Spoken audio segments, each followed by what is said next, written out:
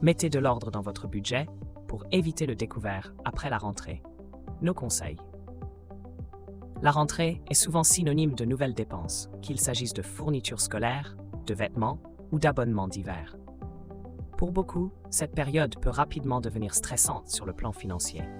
Pourtant, il existe des moyens simples et efficaces pour maîtriser son budget et même réaliser des économies. Cette vidéo propose une série d'astuces pratiques pour aborder la rentrée en toute sérénité financière. Découvrez comment optimiser vos achats, éviter les pièges courants et préparer votre portefeuille à affronter cette période sans tracas. Suivez ces conseils pour transformer la rentrée en une opportunité d'économiser intelligemment. Le poids conséquent des dépenses à la rentrée. La rentrée scolaire est souvent synonyme de dépenses importantes pour les familles.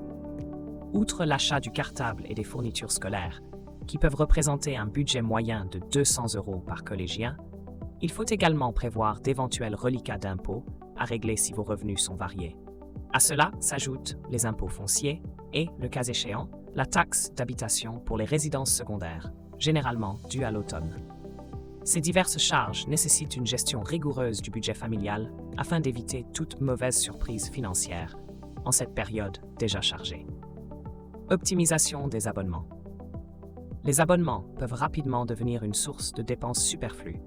Il est donc essentiel de faire un inventaire complet de vos souscriptions, services de streaming, magazines, salles de sport, etc. Annulez ceux que vous n'utilisez pas régulièrement ou explorez des alternatives plus économiques. Par exemple, partager un abonnement familial à un service de streaming avec des amis où la famille peut considérablement réduire les coûts. Cette démarche permet non seulement d'alléger votre budget, mais aussi de mieux contrôler vos finances en éliminant les charges inutiles. Frais bancaires et épargne.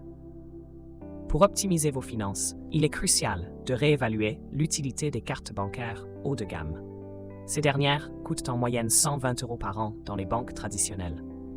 Si vous voyagez peu, une carte classique peut suffire à gérer vos transactions courantes. Les banques en ligne offrent souvent des cartes gratuites sous certaines conditions de revenus, ce qui constitue une alternative intéressante. Par ailleurs, mettre en place une épargne programmée est essentiel pour réaliser vos projets à court ou moyen terme. Commencez par utiliser des livrets d'épargne réglementés et non fiscalisés comme le livret A ou le LDDS. Une fois ces supports maximisés, envisagez des placements à plus long terme pour diversifier votre épargne et optimiser vos rendements.